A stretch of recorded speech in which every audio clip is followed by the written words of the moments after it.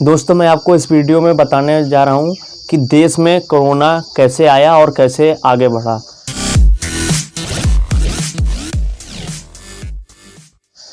जैसे कि सभी लोगों को पता है कि कोरोना जो कि कोविड-19 एक बहुत बड़ी महामारी के रूप में देश भर में क्या पूरे वर्ल्ड में उभरा हुआ है, जिसका रोकथाम अभी तक नहीं हो पाया क्योंकि इसकी अभी भी कोई वैक्सीन नहीं बनी।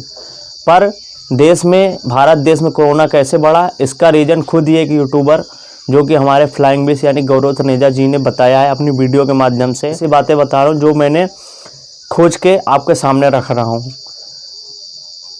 कोरोना जो कि कोविड-19 सबसे पहले चीन में हुआ, सभी को पता है। तो जब ये चीन में उत्पन्न हुआ उसके बाद तब पर भी सरकार ने एयरलाइन सेवाएं जारी रखी। एयरलाइन सेवाएं का मतलब है अंतर्राष्ट्रीय सेवा। लोग बाहर से आए और जाते रहे।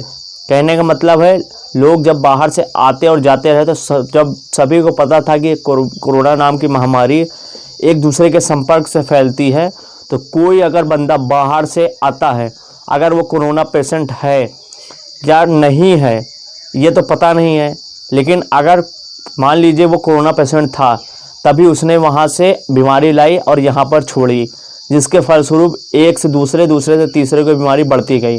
ऐसा नहीं कि कोरोना का एक ही पेशेंट अंतर्राष्ट्रीय फ्लाइट से यहाँ पर आया, कई सारे पेशेंट बाहर से यहाँ आए, जिसके कारण यहाँ पर मरीजों की संख्या आज की डेट में 3,90,000 के करीब है, जिसमें से लगभग 1,80,000 सरकार रिकवरी दिखा रही है।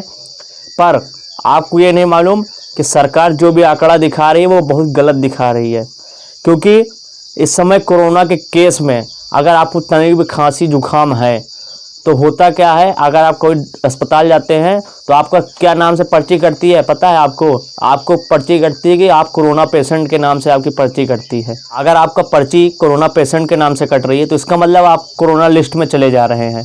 चाहे आपको खांसी हो, चाहे बुखार हो, कुछ भी हो, कहने का मतलब छोटी से छोटी बीमारी हो जाए ना तो आपको कोरोना पेशेंट के नाम से पर्ची काट दी है। अगर कोरोना पेशेंट के नाम से पर्ची कटी तो कहने का मतलब है जी सरकार जो अपनी लिस्ट दिखा रही है, लिस्ट सिर्फ बढ़ाने के लिए दिखा रही है कि हमारी पॉपुलैरिटी दिखी है कि हमने इतने लोगों को ठीक कर दिया।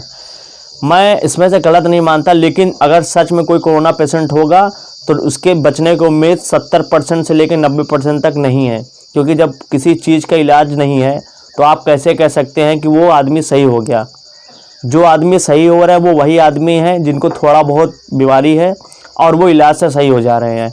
परंतु जो कोरोना पेशेंट हैं, जो रियल में कोरोना का अटैक हो चुका है जिन पे, वो बचने वाले नहीं हैं, जिनकी संख्या आज के समय में सरकार 13,000 के समथिंग दिखा रही है।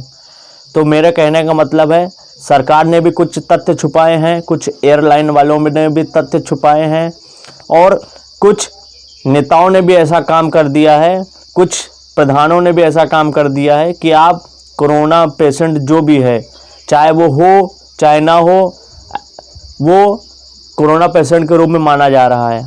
एक मैं उदाहरण बता रहा हूँ। मेरा एक मित्र जो कि मैं स्थान का नाम नहीं लूँगा, वो बाहर दिल्ली में रहता था। दिल्ली जहाँ से कोरोना की शुरुआत हुई, वो दिल्ली से अपने गांव आया और 14 दिन क्वारंटाइन में रहा।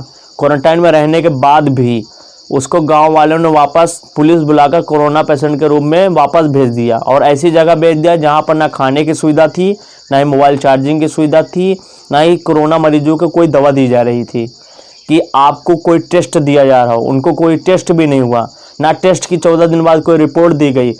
उसके बाद उसको वापस झेलना पड़ा 14 दिन। 14 दिन पहले झेल चुका था, 14 दिन बाद में झेला, उसके बाद वो आकर के वापस घर आया।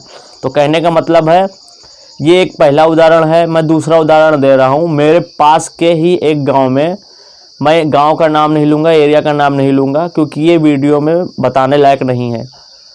उस जगह पे एक मरीज जो कि कैंसर का पेशेंट था, उसको खांसी जुकाम आता था, खांसी आती थी ज़्यादा, तो उसको पुलिस पकड़ के ले गई और उसको कोरोना पेशेंट बताकर उसको अस्पताल में भर्ती कर दिया। बाद में वो आदमी मर गया, क्योंकि ना उसको दवा मिल रही थी ना कुछ मिल रहा था।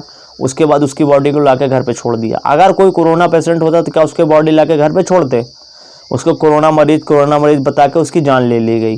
कहने का मतलब है कि इस समय अगर आप तनिक भी बीमार हो रहे हैं तो इन लोगों ने क्या किया कि उसको कोरोना मरीज बता दिया और ऊपर से ना उसको कोई दवा दी ना कुछ दिया, और उसके बाद ना उसका कोई इलाज हुआ।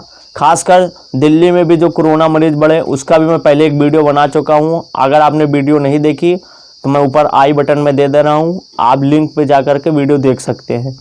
तो उस वीडियो में मैंने बताया है कि कोरोना मरीज दिल्ली में कैसे बढ़ रहे हैं। अब दिल्ली में जो कोरोना मरीज बढ़ रहे हैं, सरकार कोई काम नहीं कर रही। कोरोना बढ़ने का एक कारण और है, जो मुंबई और दिल्ली में कोरोना बढ़ा है वहाँ से श्रमिक जो कि स्पेशल ट्रेनों से और पैदल भी अपने घर आए हैं, जिसकी गाथा पूरे देश ने देखी है। उसमें मैं बताना चाहूँगा कि ये हादसा ना होता अगर वहाँ की सरकार सजग होती, क्योंकि वहाँ के सरकार को अपने वोट से मतलब है। सरकार इस समय अपनी गद्दी देखती है, वो ये नहीं देखती कि आदमी पैदा हो रहा है, मर रहा है, क्या कर रहा है, कोई मतलब नहीं है। उससे सिर्फ ये मतलब कि हमारी कुर्सी बची है, चाहे वो महाराष्ट्र की सरकार हो चाहे दिल्ली की सरकार हो। अगर उसी समय उन्होंने इंतजाम करके बसों के द्वारा या अन्य अपने साधन के द्वारा लोगों को वापस घर अपने भेजा होता तो आज ये नौबत ना आती और इतना कोरोना का केस ना बढ़ा होता। साथ ही साथ जैसे जैसे काम हमारे सोनू सूद जी जो हमारे एक्टर हैं, उन्होंने जैसा काम किया वैसा काम अगर अन्य सरकार भी करती तो कोरोना के इतने मरीज न मरते। खासकर कोरोना बढ़ने का कारण है, कोरोना में यूपी और बिहार के लोग, बहुत सारे लोग जो बाहर काम करते हैं, उन्हीं लोगों में को ही कोरोना ज़्यादा हुआ है। उसका सबसे बड़ा रीज़न है, ये लोग जब बाहर काम करते हैं तो वहाँ पर काम कराने वाले जो मालिक हैं वो उनका कोई सेफ्टी का काम नहीं करते। उसके बाद अगर कोई कानून भी लाता है, जिसका हमारे यूपी के योगी आदित्यनाथ जी ने एक नियम बनाया, उसी को लोग अनफॉलो कर रहे हैं। कहने का मतलब है वो ये नहीं चाहते कि हम किसी के बंदेज में लेकर काम कराएं, क्योंकि पैसा वो दिखाते कुछ हैं, देते कुछ हैं, काम कराते कुछ है, दिखाते कुछ हैं। सब नंबर 2 से काम करते हैं, कोई नंबर 1 से काम करने को तैयार है नहीं। मेरे सिर्फ यही कहने का मतलब है, मैं किसी को ब्लेम नहीं लगा रहा हूँ। मैं ये कह रहा हूँ कि कोरोना बढ़ने का सबसे बड़ा कारण यही है कि कोई भी अपनी काम को बिल्कुल सजगता से नहीं कर पाया। ना तो एयरलाइन वालों ने कोई नियम बना के काम किया, ना उन्होंने सोशल डिस्टेंसिंग का पालन किया, ना जिसकी वजह से कोरोना मरीज बढ़ते चले गए।